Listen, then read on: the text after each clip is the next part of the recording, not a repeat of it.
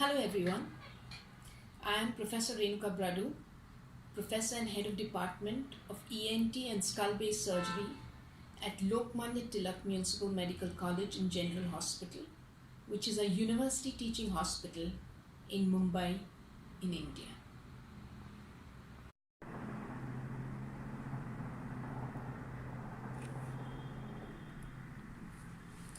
There are many classification systems for JNA, juvenile nasopharyngeal angiofibroma, and some are even in the process of being made. The most commonly used ones are the Fish, Radkowski, and UPMC classification systems. These systems have been made by some of the best minds in the specialty. However, I still feel that we do need another staging system. So why do we need another staging system? Because I feel that there are certain lacunae in the present staging systems. Most classifications are based on the premise that the larger the tumor, the more difficult it is to remove. This is not always the case. You can have a small tumor extending from the pterygoid base into the pterygoid fossa, as the arrow shows, and this would be far more difficult to remove than a very large tumor in the nasal cavity and nasopharynx. These systems can be confusing as there are so many of them, and it would be difficult to remember the details. The earlier ones are from the pre-endoscopic era, and therefore, since there's been a paradigm shift in the treatment of angiofibromas following the endoscopic era, they do not apply to the angiofibromas systems that we are talking of today. They do not take into consideration the routes of spread. For example, the tumor can spread by innumerable ways of through various foramina, through canals, and even through intact bone. For example, a tumor in the intracranial cavity can spread to the cavity through numerous routes, and therefore the steps of surgery involved depends on the route of spread. For example, if the tumor spreads from the cribriform plate, it has a far different way of surgery as compared to one which has spread through the Vidian canal into the middle cranial fossa. All the staging systems are not standardized, and so stage 3 in one system is very different from stage 3 in another system, which adds to the confusion. We do not take into consideration the relationship of the angiofibroma with the internal carotid artery.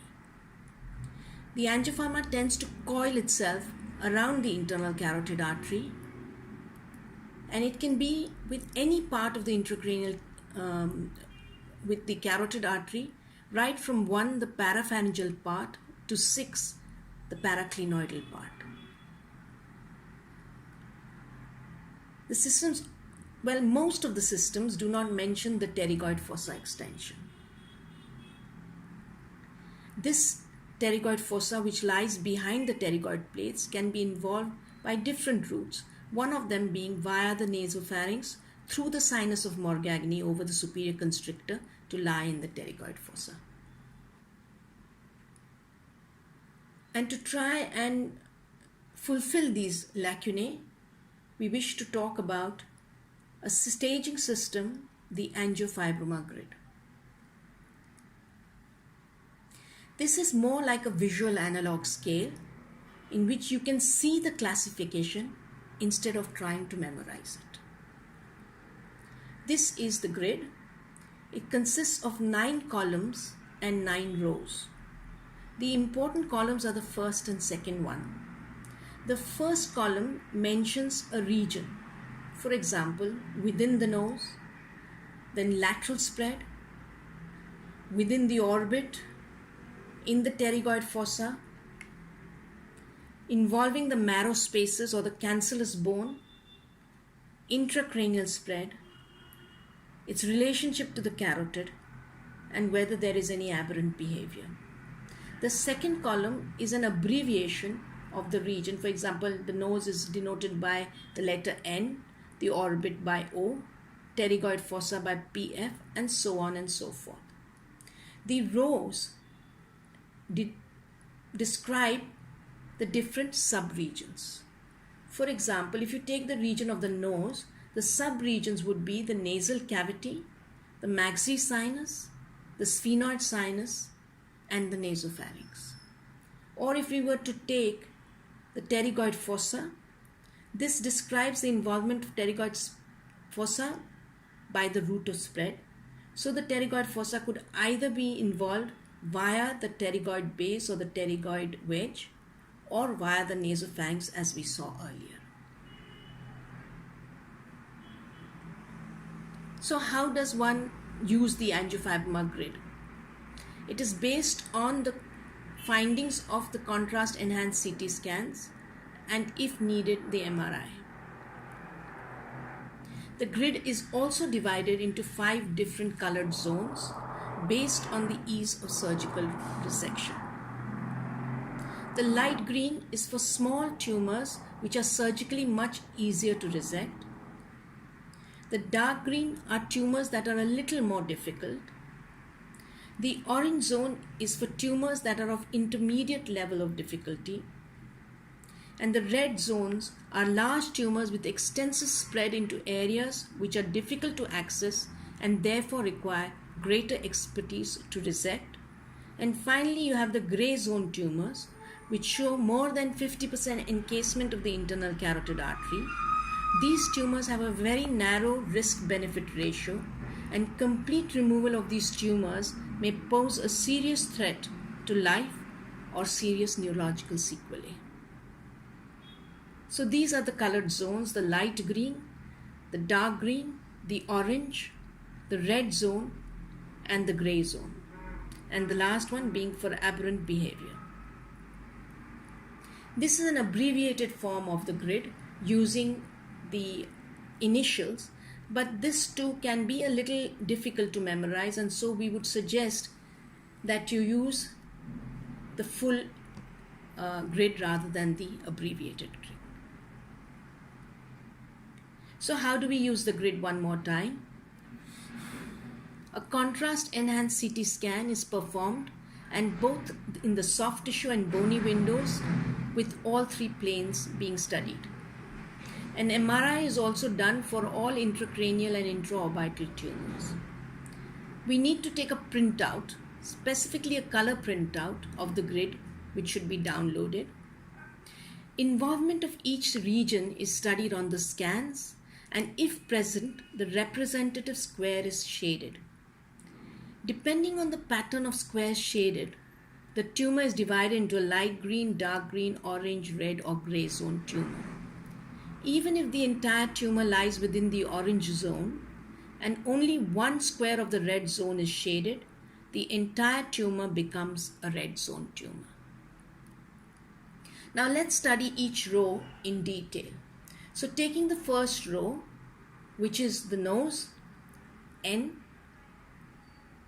the nasal cavity, the maxillary sinus, the sphenoid sinus, and the nasopharynx. So this is a tumor in the nasal cavity. Once you have seen this on the scan, you will shade the first box, which is nasal cavity, like so. If it involves the maxillary sinus, then you shade the square M. If it involves the sphenoid sinus, you shade the square S. And if it involves the nasopharynx, then you shade the square NP. Now let's take the second row. The second row is about lateral extension of the tumor anterior to the pterygoid plates, L. If you find the tumor just in the pterygopalatine fossa, you shade the square PPF.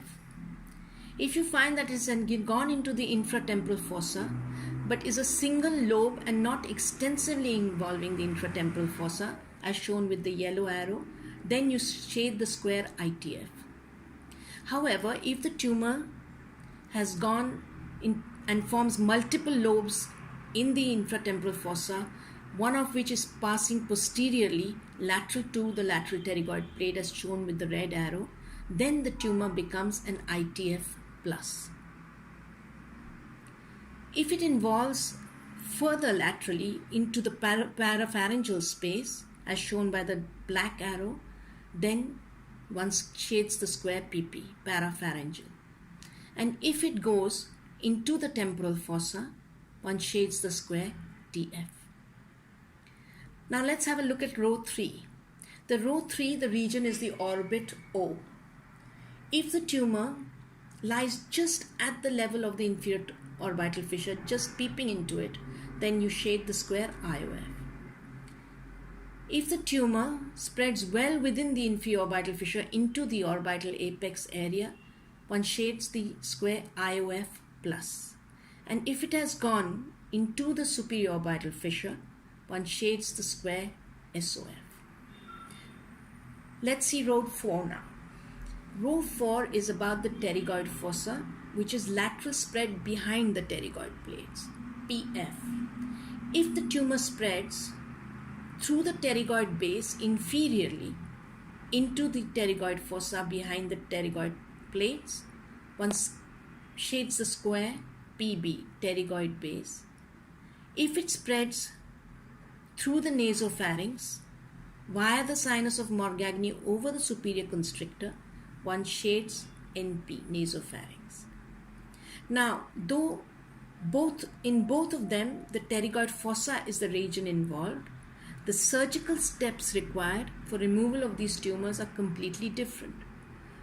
For a tumor which has spread through the pterygoid base, one needs to pull upwards to deliver the tumor, whereas if it has spread via the nasopharynx, then one needs to pull on the tumor medially in order to deliver it into the nasopharynx. Let's have a look at row 5. Row 5 is very important because it discusses the involvement of marrow spaces of the cancellous bone in the skull base. These are tumors which are neither extracranial nor intracranial, but actually lie within the bone, and therefore we call them as intraosseous tumors. So the marrow space M, if it involves the clivus as seen with the white arrow, then we shade the square C.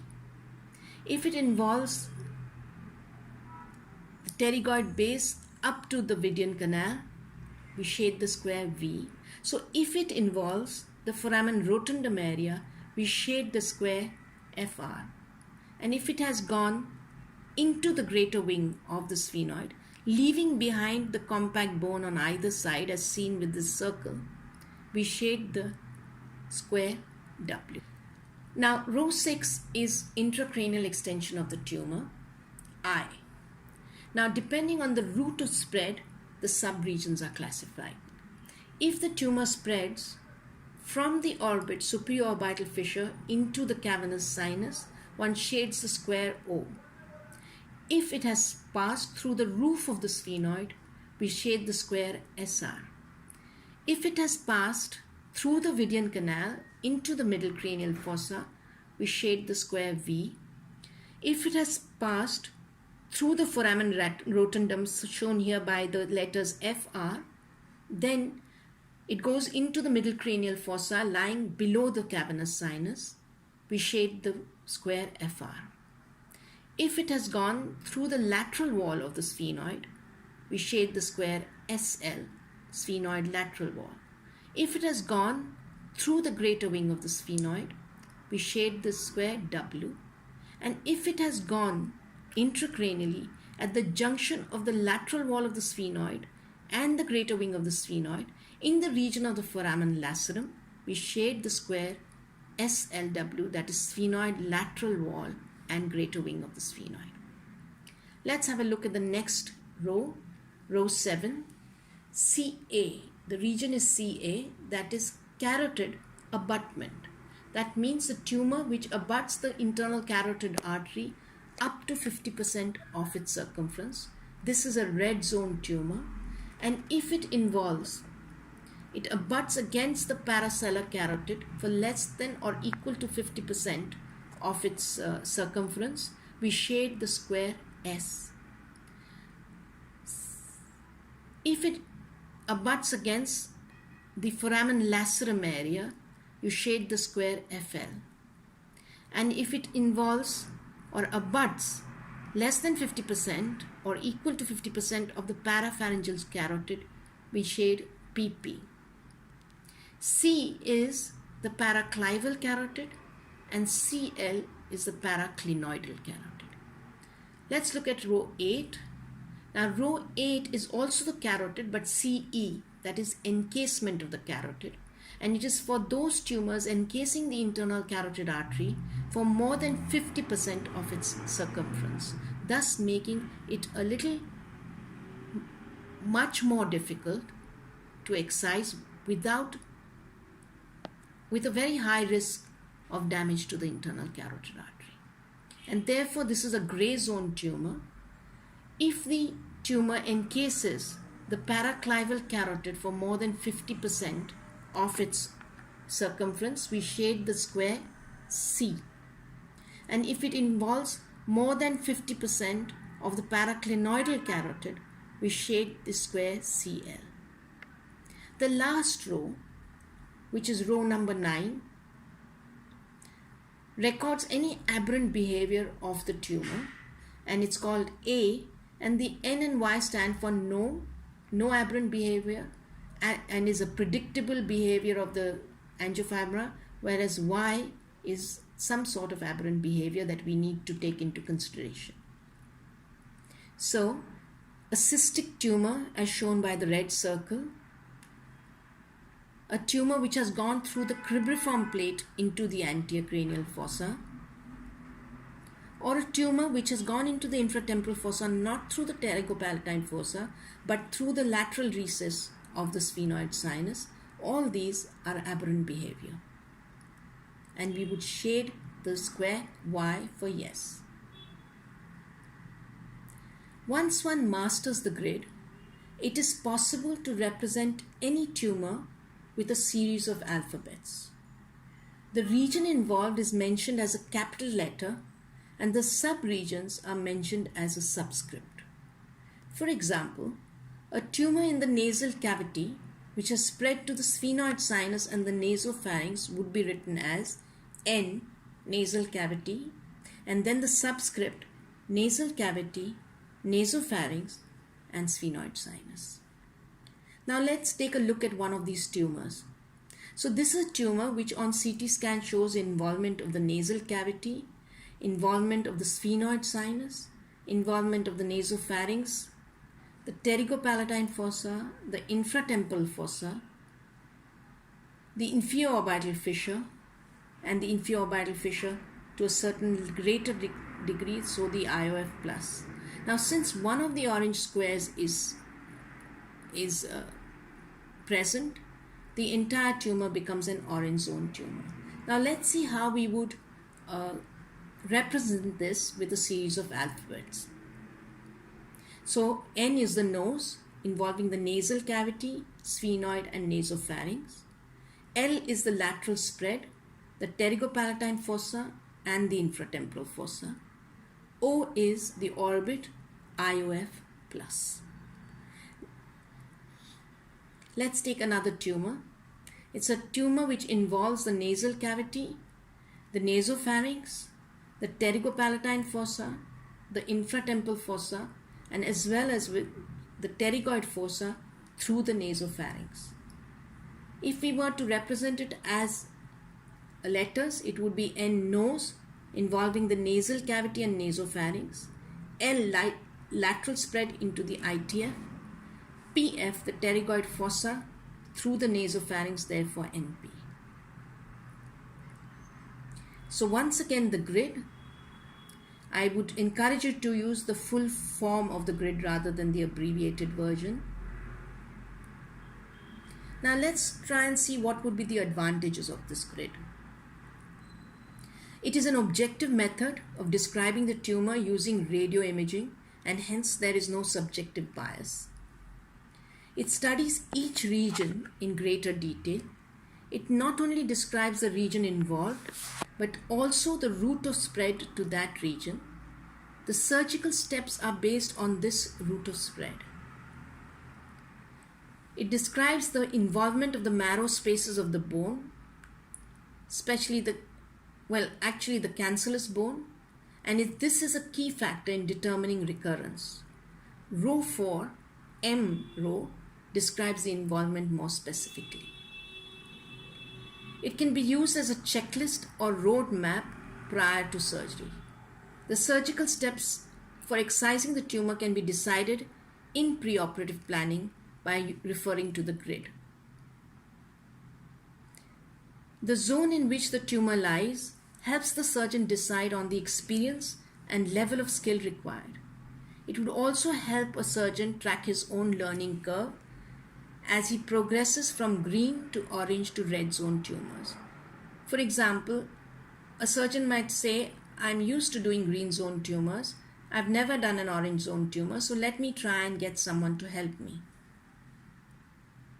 A surgeon can understand the extensions of the tumor even without a CT scan.